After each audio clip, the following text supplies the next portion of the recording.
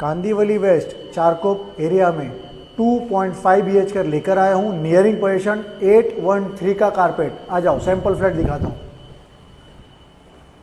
यह है इसका लिविंग एरिया।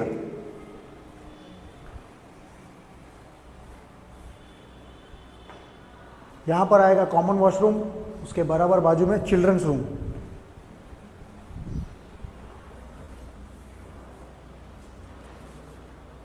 किचन सेटअप, दोनों मास्टर बेड।